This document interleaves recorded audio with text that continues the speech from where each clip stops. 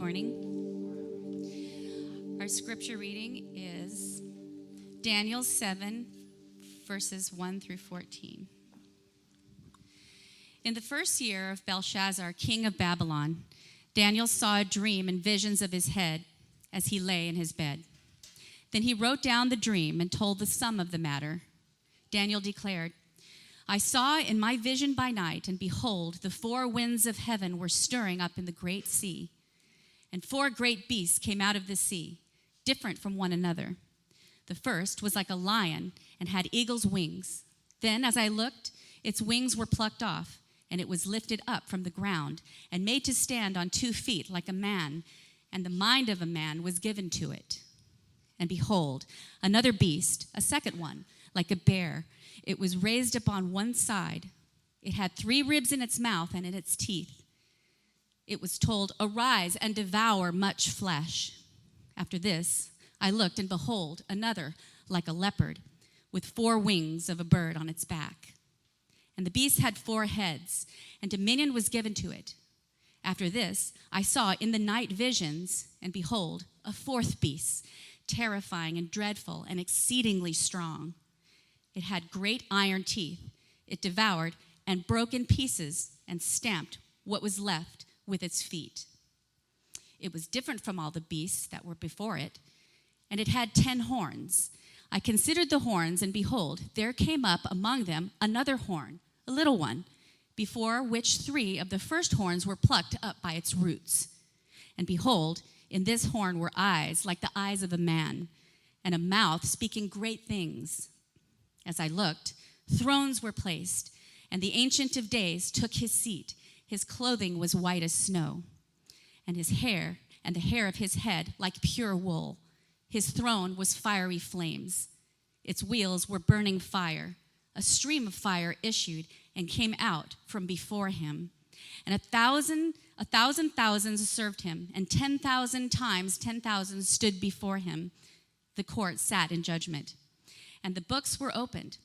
I looked because of the sound of the great words that the horn was speaking. And as I looked, the beast was killed, and its body destroyed and given over to be burned with fire. As for the rest of the beasts, their dominion was taken away, but their lives were prolonged for a season of time. I saw in the night visions, and behold, with the clouds of heaven, there came one like the Son of Man. And he came to the Ancient of Days and was presented before him. And to him was given dominion and the glory and kingdom, that all peoples, nation, and languages should serve him. His dominion is an everlasting dominion which shall not pass away, and his kingdom one that shall not be destroyed. This is the word of the Lord. Amen. Praise be to God.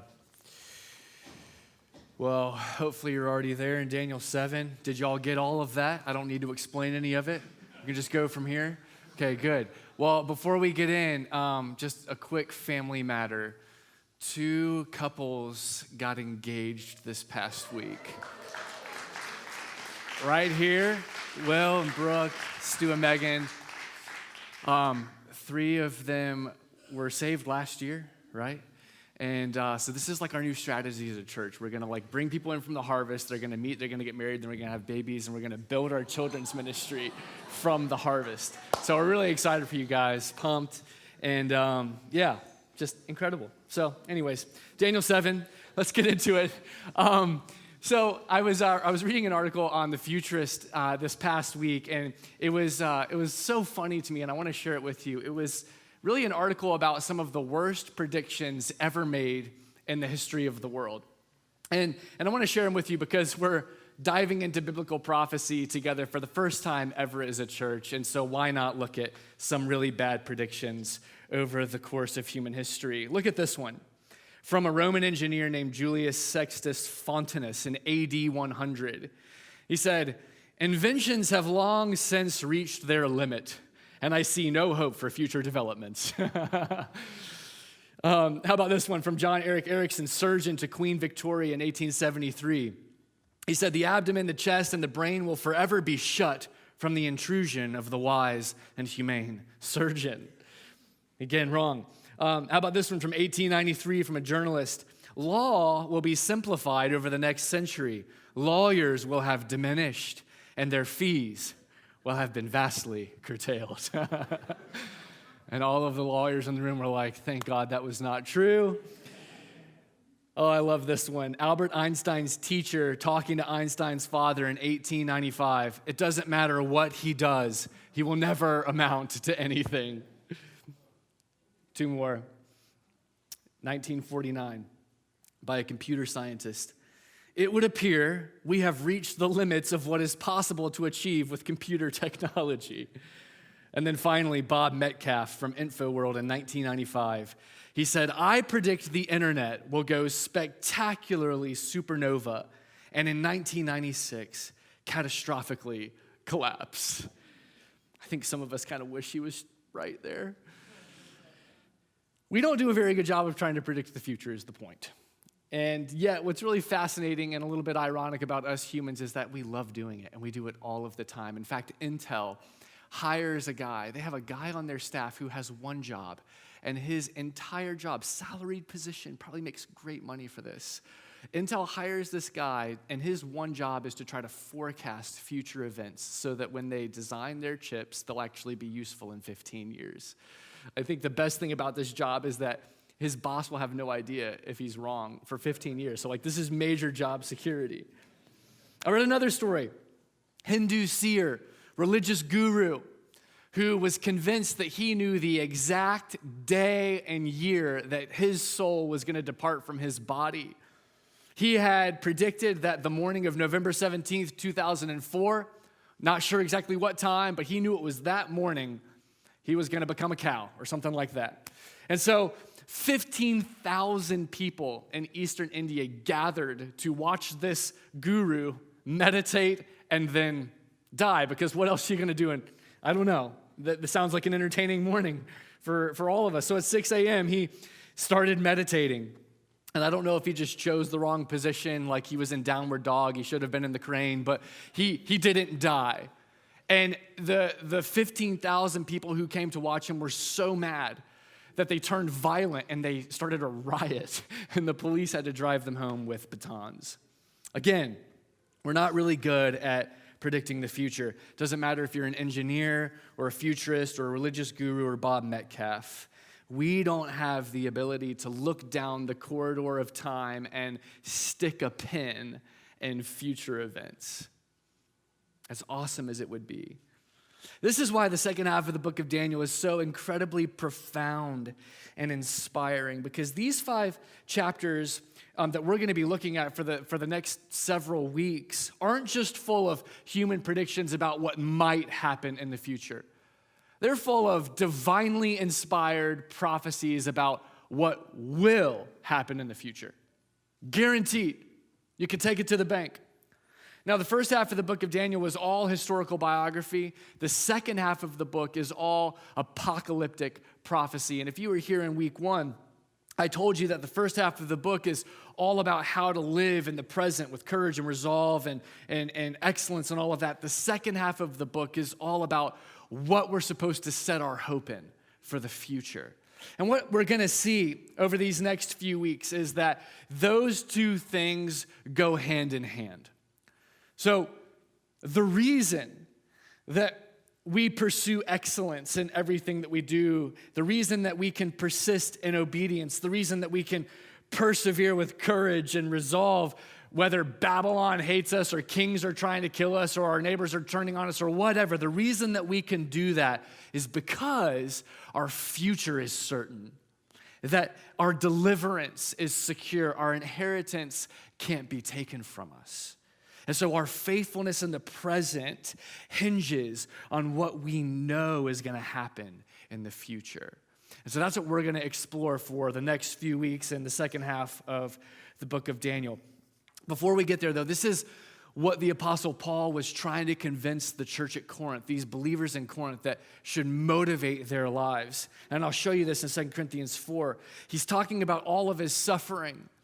And he says, we're hard pressed on every side, but not crushed. We're perplexed, but not in despair, persecuted, but not abandoned, struck down, but not destroyed. Therefore, we do not lose heart. Though outwardly we're wasting away, inwardly we're being renewed day by day. Because our light and momentary troubles are achieving for us an eternal glory that far outweighs them all. So we fix our eyes, not on the things that are seen in the present, but on the things that are unseen.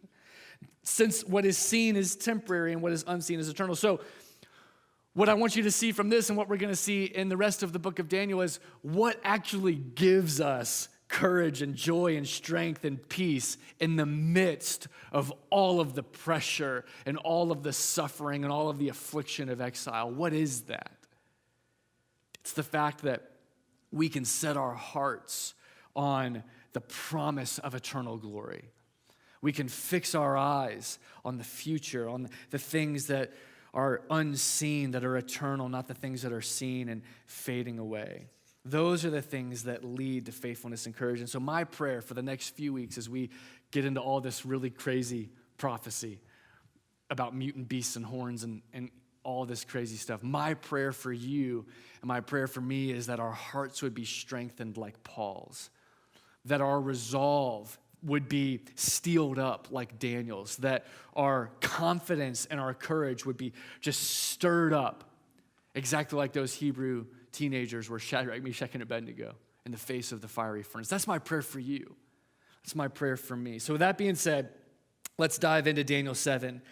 Daniel 7 is basically made up of 3 different scenes. We're going to tackle these scenes as best we can today, but I'm going to tell you up front, we're going to leave some for next week because it's connected to chapter 8, but I'll show you and explain more of that as we go. But these scenes are wild, as you just saw. I mean, mutant beasts coming up out of the sea like Godzilla, and thrones of fire and rivers of fire gushing out of them, and all of these like myriads upon myriads of divine beings worshiping the Ancient of Days. And then there's the Son of Man surfing on the clouds, and it's all of this really wild imagery. And on the surface, it's a little hard to wrap our minds around.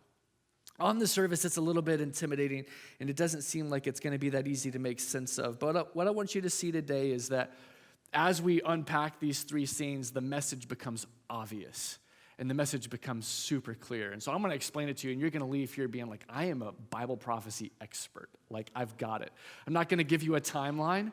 That's not what this is actually about. We'll get to that maybe later. But you're going to leave understanding Daniel 7. Again, it's meant to encourage us, not confuse us. So just to give you a heads up of where we're going, scene 1 is all about the brutality of humanity and the myth of progress. Scene 2 is all about the sovereignty of God and his divine justice. And then scene 3 is going to be all about the victory of Christ and the vindication of his people. All 3 of these scenes pass through Daniel's mind as he's sleeping, like a vision, almost like he's watching a movie on a screen. I kind of imagine a Christmas story, not a Christmas story. What's the one with Scrooge? Christmas Carol, thank you. I always imagine like a Christmas Carol where Scrooge is being taken from past to present to future, and it's vivid and it's alive and it's real, and it's like he's there. That's something like what's going on with Daniel as he's sleeping. He's in it, it's alive, and as soon as he wakes up, he gets out his pen and his paper and he just writes it all down. And so this is what we're going to look at. Let's dive into these 3 scenes. First, the brutality of humanity and the myth of progress. Look back at verse 2. Daniel says, in my vision at night I looked, and there were before me were the 4 winds of heaven churning up the great sea, meaning it's in all directions. 4 great beasts, each different from the others, came out of the sea. Now, let's stop there because this is actually a parallel vision to the vision that Nebuchadnezzar got in chapter 2. Hopefully, most of you were there. If not, you can go back and look at it. But in chapter 2, Nebuchadnezzar has a vision of this statue, and the statue is made up of all these different metals, gold, silver, bronze, iron, and then the clay and the feet. And these represent successive kingdoms. Well, in this vision, it's talking about the same thing, except it's mutant beasts. So you have a lion with eagle's wings, representing the kingdom of Babylon. And even more specifically, it represents King Nebuchadnezzar himself. The language of the text says that the wings were plucked off of him and he was forced to be on his hands and his knees, but then his mind was returned to him and he was given the mind of a man again and he was able to walk on 2 feet. That's what happened to Nebuchadnezzar. The lopsided bear represents the Medo-Persian Empire, and the reason that the bear is lopsided, if you look back at the text, is because Persia was way stronger than the Median Empire, and eventually Persia just overtook everything, and yet whenever the Bible talks about Persia, it's always the Medes and the Persians, so it's a lopsided bear, and the bear's got 3 ribs in its mouth because it's just overtaken Babylon.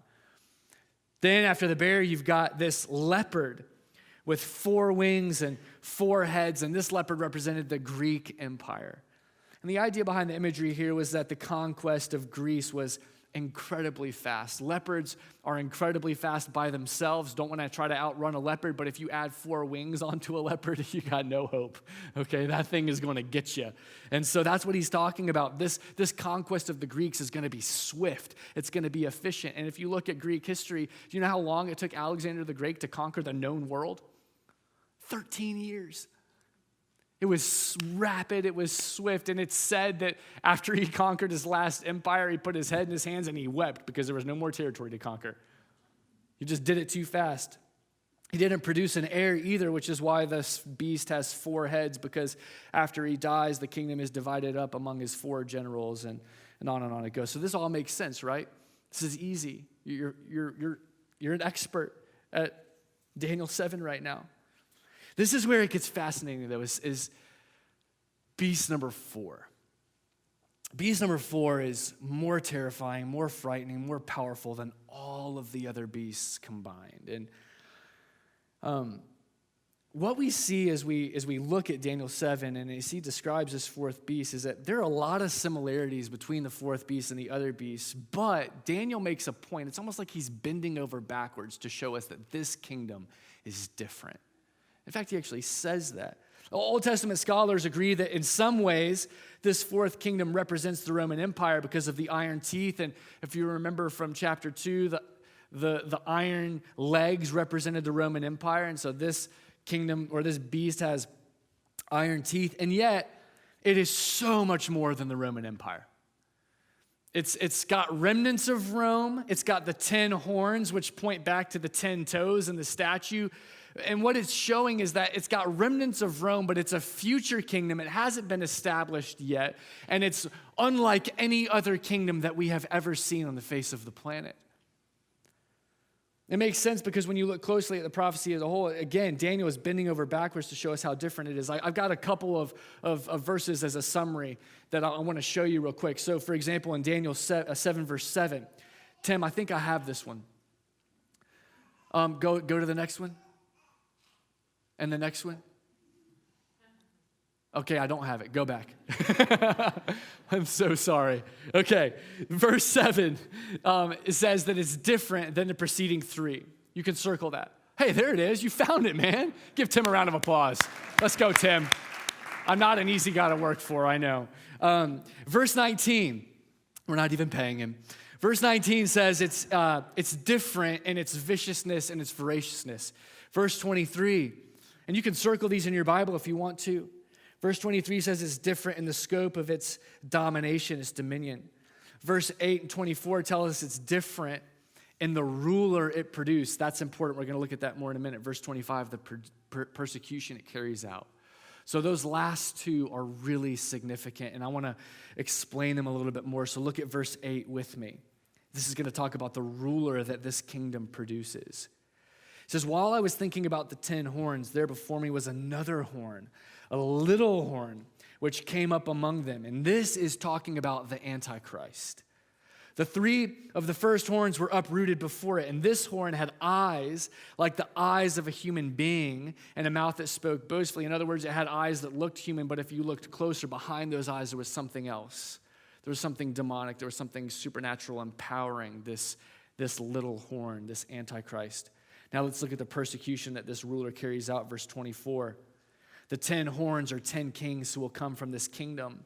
After them, another king will arise, different from the earlier ones. He will subdue 3 kings. He will speak against the Most High and oppress his holy people and try to change and set times and laws.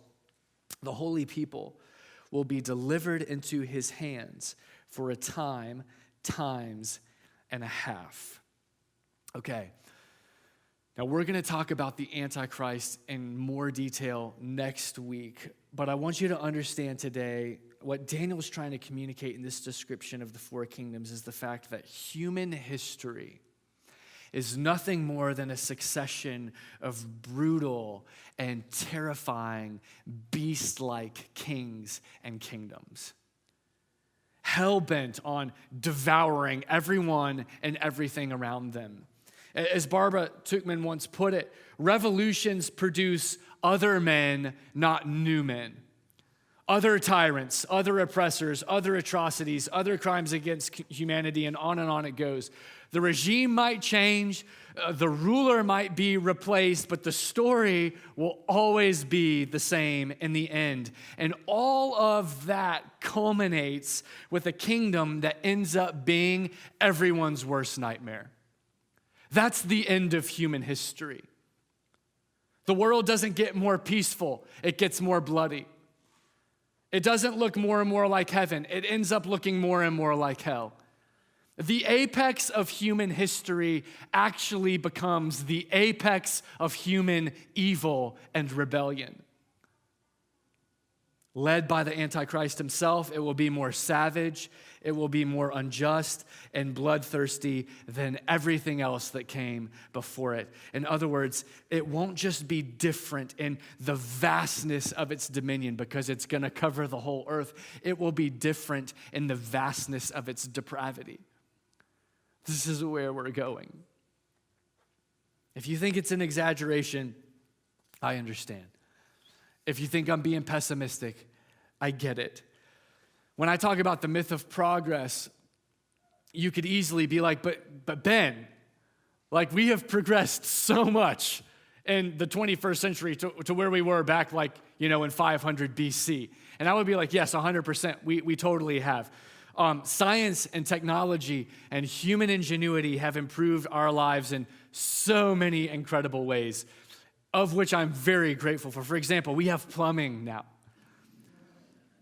Amen to plumbing.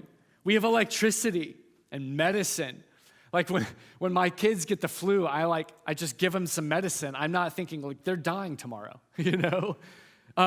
We have the internet and transportation and all kinds of other things that have dramatically increased the quality of our life, though the internet maybe not so much. You and I live better today. You and I, maybe we're like some lower class, some middle class, some upper middle class. Maybe we have some of the 1% in here. I don't know. I haven't met you if we do. You haven't revealed yourself yet, if you know what I mean.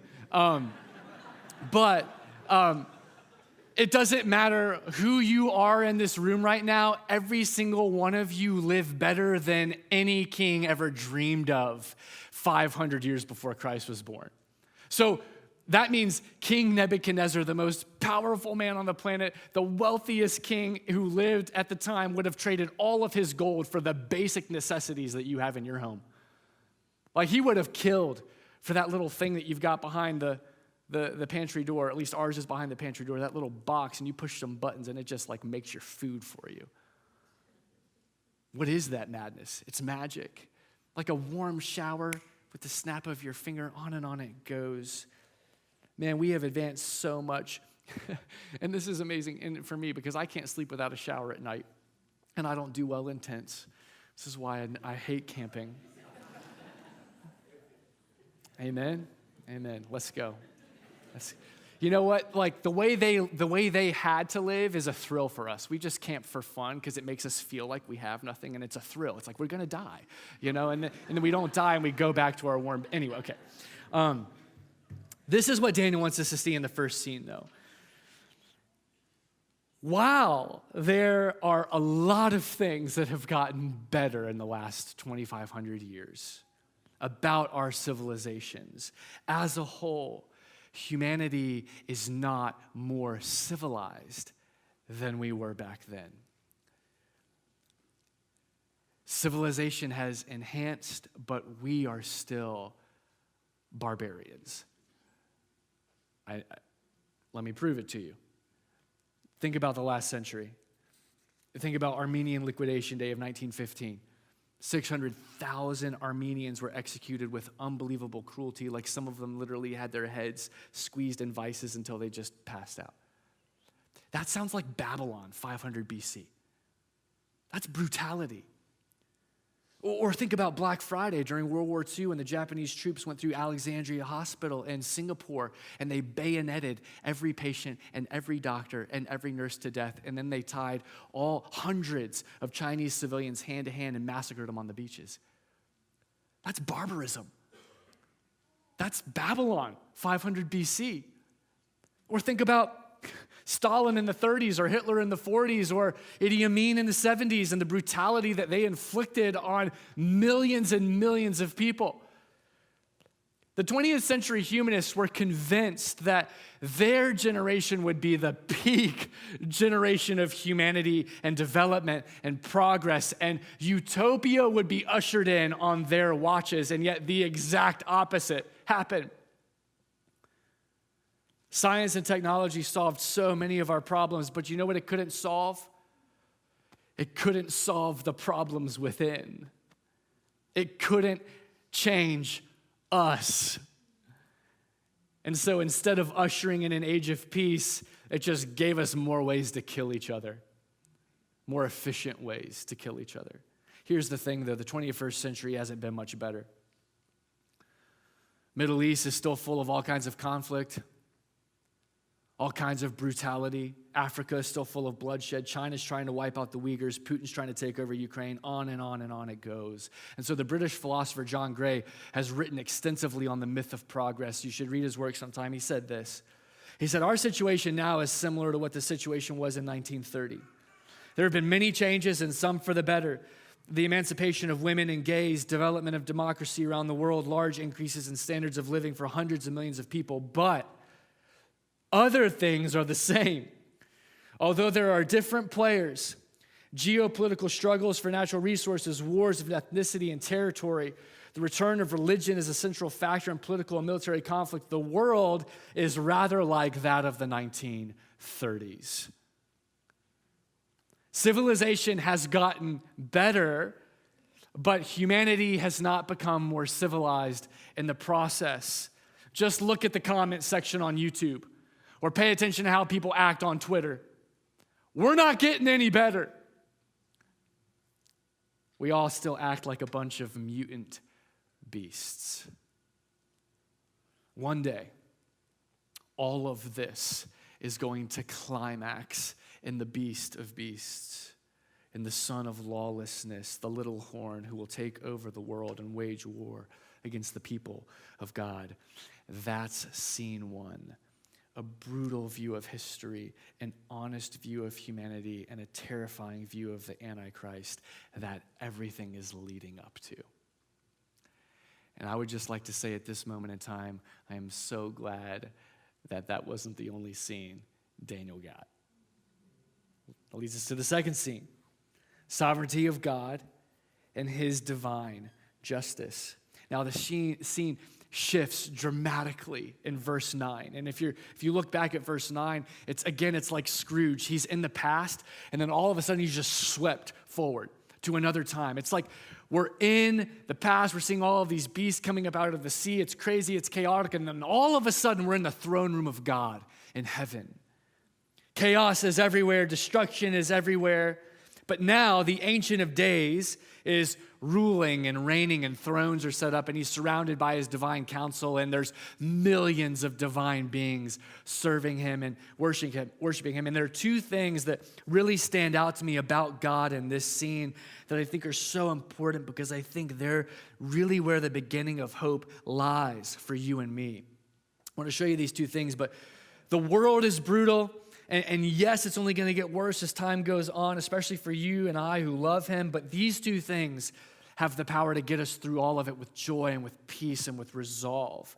We don't have to be pessimists. We don't have to be defeatists. We don't have to be nihilists, because there's something going on behind the scenes, something that transcends the chaos. And we get a glimpse of it in this prophecy. It's going to make everything all right. So what are these two things that I want you to see about God? The first thing is that God is a God who is full of composure.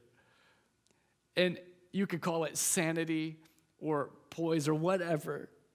But verse 9 says, look at this with me. As I looked, thrones were set in place, and the Ancient of Days sat down. He took his seat.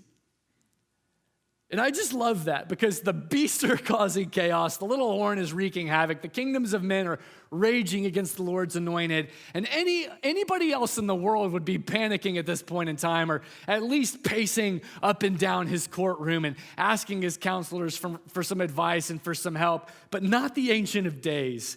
As one author put it, he sits, he doesn't stew. He just takes a load off on the seat of authority and dominion.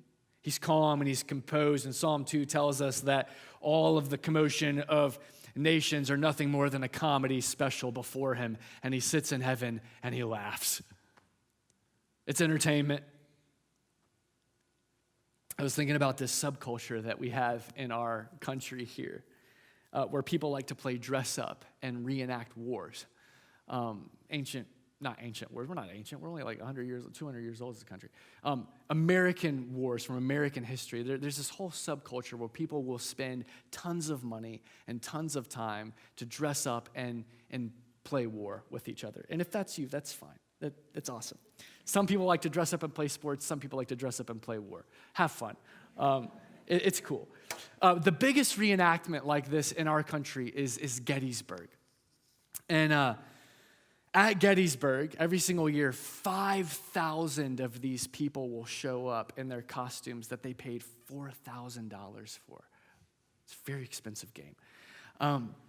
They'll have 200 horses, they'll have 70 cannons, and this show will last for 4 days. So people come from all over the country to watch the Gettysburg War again, and people pretend to die and all this kind of stuff. Now, I was just thinking about this subculture, and I was just trying to imagine, what if I took my family to Gettysburg, and I've got my little kids with me, Claire, who's just turned 3, and she can hardly talk, and she's a kid, and then you got like Liv, who's 6, she's a little bit smarter and more mature, and then you've got Nicholas, who's, he's the man, he's really smart.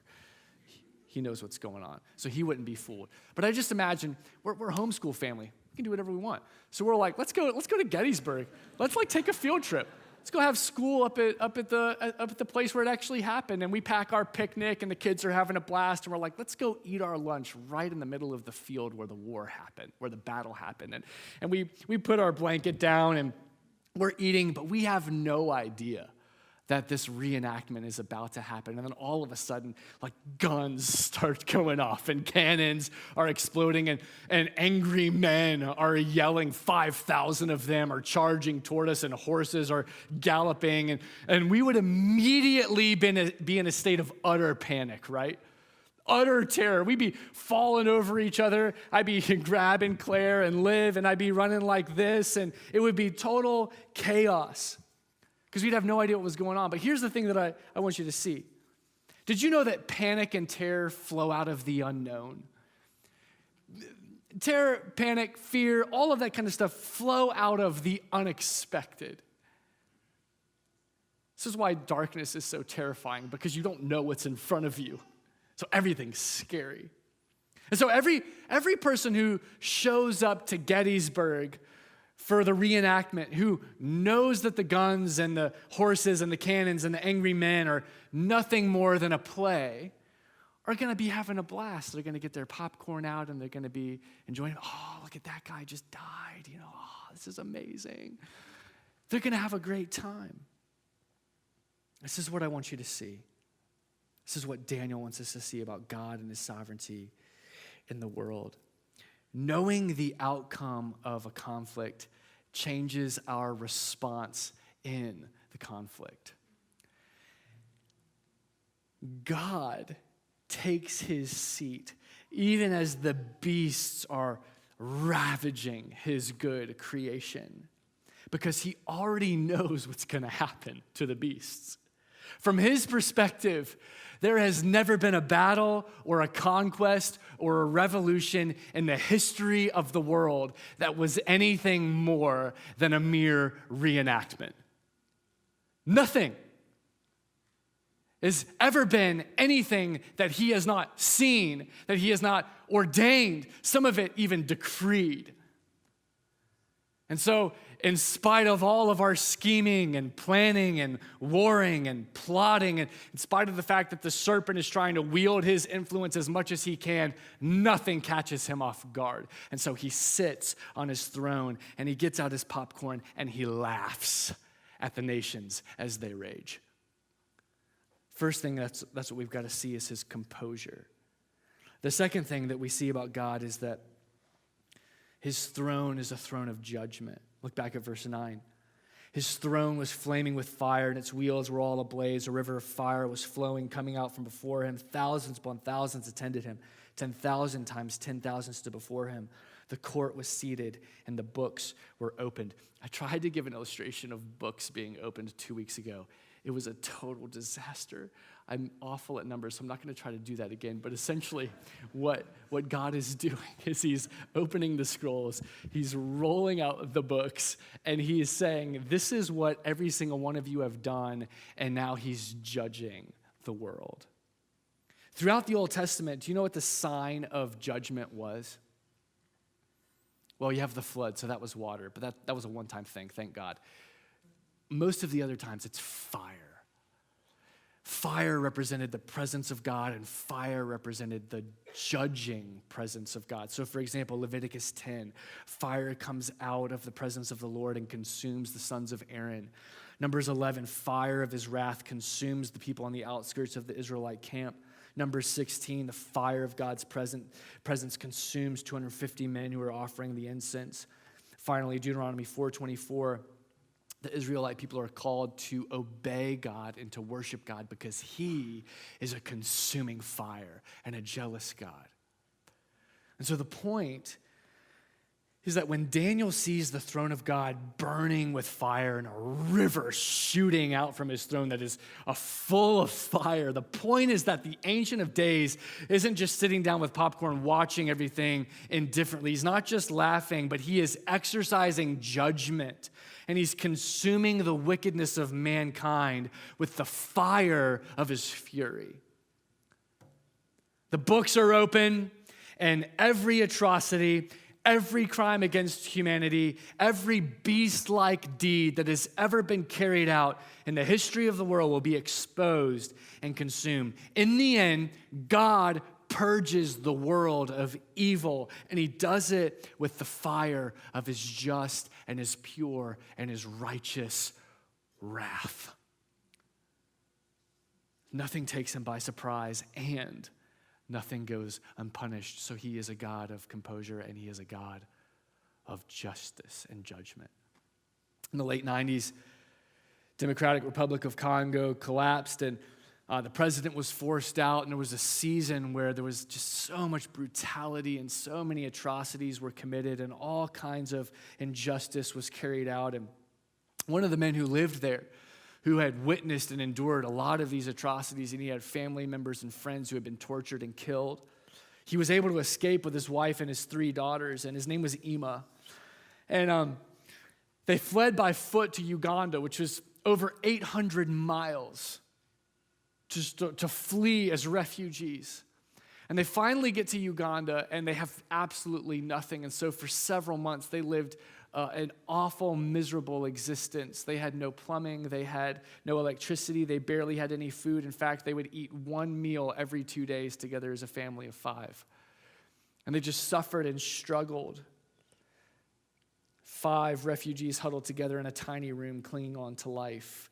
Later on, Ima was called into ministry, and he went to seminary and became friends with this British pastor. And one day he was in the library with his friend, and he just opened up about all of the evil that he had endured and all of the atrocities that he had witnessed. And he couldn't help himself. In spite of himself, he just started bawling. I mean, he's just weeping like a baby as he's describing all of these things.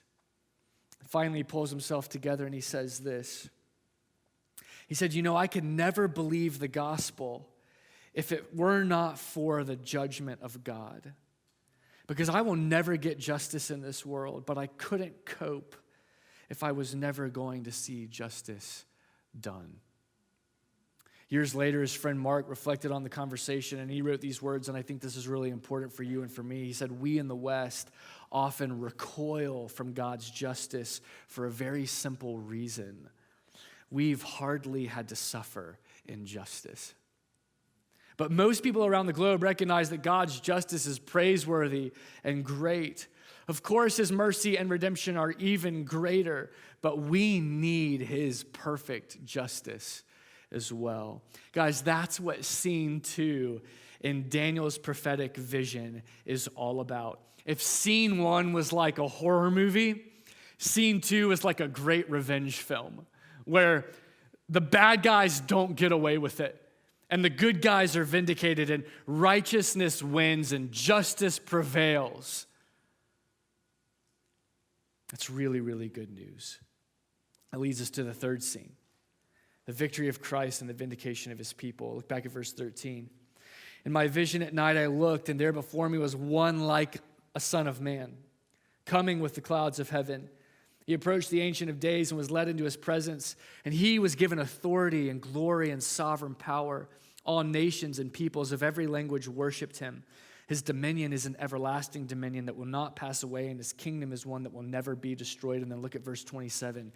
"Then the sovereignty, power, and greatness of all the kingdoms under heaven will be handed over to the holy people of the Most High.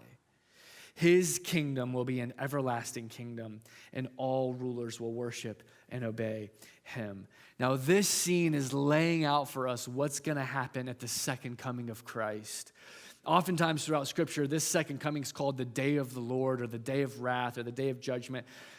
It's how the fire flows out of the throne room of God and judges the world.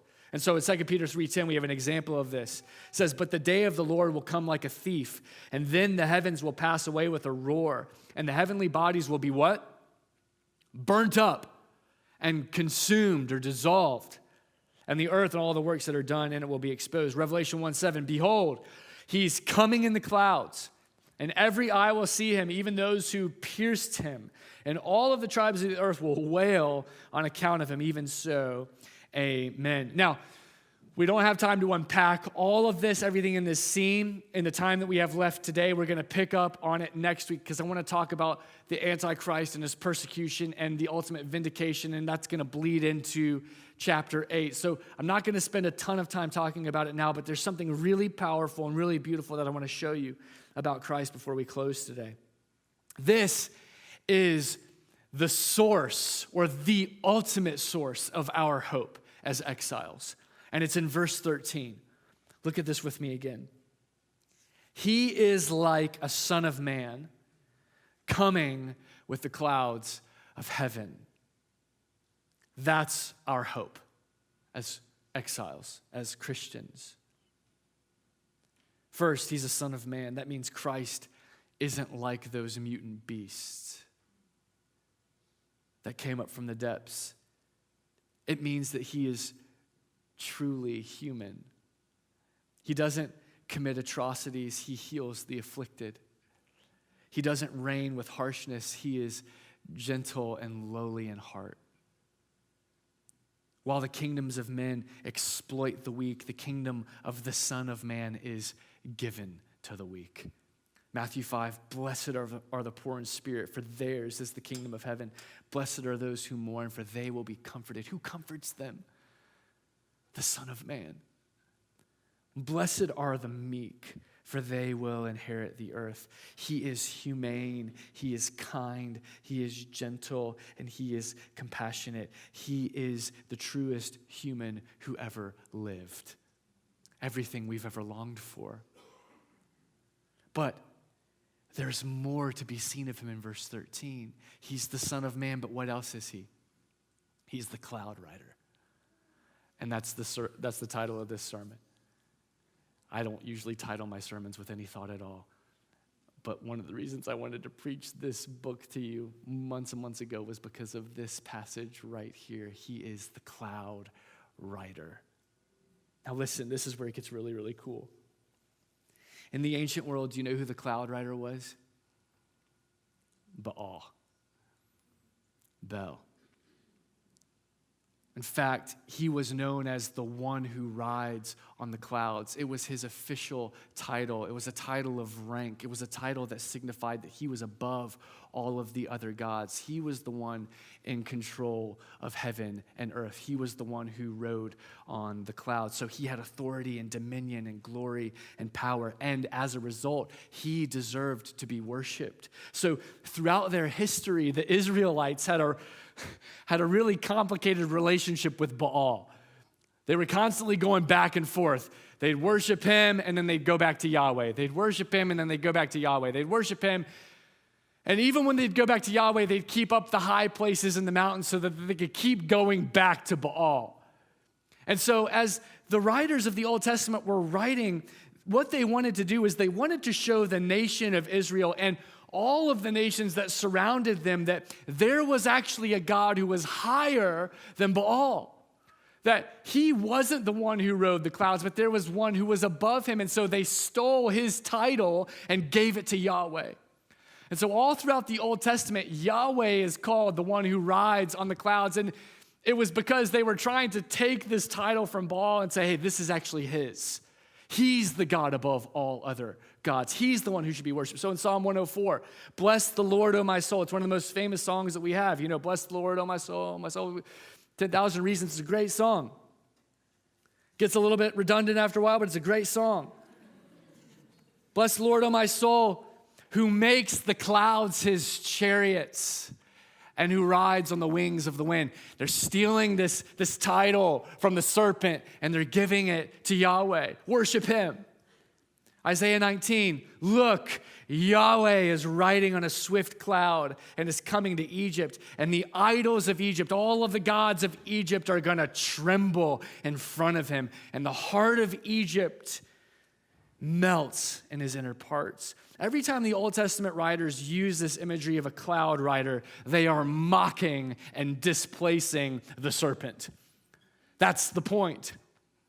They're making a theological statement that the kingdom and the power and the glory and the honor belong to him and to him alone. This is so profound.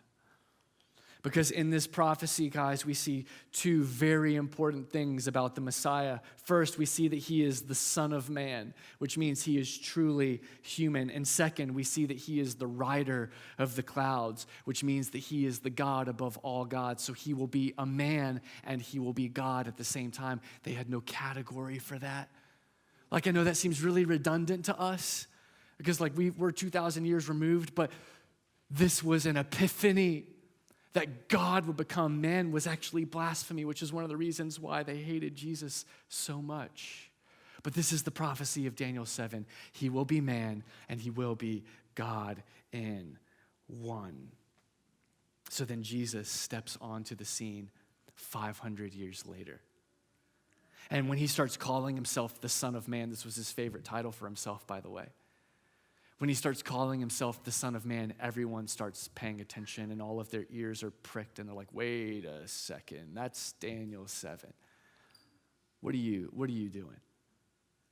And then when he calls himself the rider of the clouds, they rip their clothes off and they hang him on a cross for blasphemy.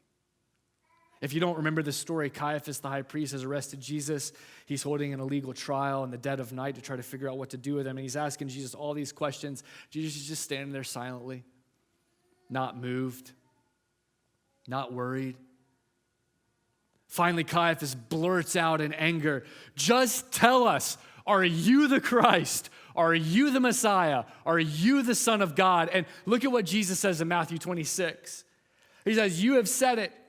But I say to all of you, from now on, you will see the Son of Man sitting at the right hand of the Mighty One and coming on the clouds of heaven. Then the high priest tore his clothes and said, he has spoken blasphemy. Why do we need any more witnesses? Look now, you have heard the blasphemy. What do you think? And they all said, he is worthy of death. Guys, Jesus isn't giving a cryptic answer to a clear question. He is quoting Daniel 7:13. He is the final son of David. He is Yahweh incarnate. He is the one that the psalmist sang about and the prophets spoke about and the people longed for, the one who had finally come to redeem and restore humanity. And they heard that and they said, hang him on a cross. We can't stand for this blasphemy. Guys, the first time the Son of Man came, he was crucified. The second time he comes, he's going to conquer. The goal of his first coming was to justify the ungodly, and thank God he did it, because that's why you and I are here. The goal of his second coming will be to judge the ungodly. And so Psalm 2 says, kiss the Son now while there's still time, because on that day, it'll be too late. The first time he came as a humble baby born in a manger. When he returns, he will come as the God of gods riding on the clouds to receive the dominion and the honor and the power and the glory forevermore. This is the ultimate source of hope for the people of God. Humanity is brutal. Life is painful. Injustice reigns in the kingdoms of men, and it is only going to get worse. But he who makes the clouds his chariot is coming back. And when he does, he's going to wipe away every tear. He's going to right every single wrong. He's going to heal every single wound, break every chain, free every slave, and satisfy every longing for all eternity. So set your eyes on him. Fix your heart and your hope to his kingdom. The battle is already won. The end has already been decided. The kingdom and the power and the glory are already his, and that means they're already yours too. Your inheritance is secure. And so today we live in light of that hope with the endurance of Paul and with the resolve of Daniel. And with the confidence of those 3 Hebrew teenagers. Amen? Would you stand with me?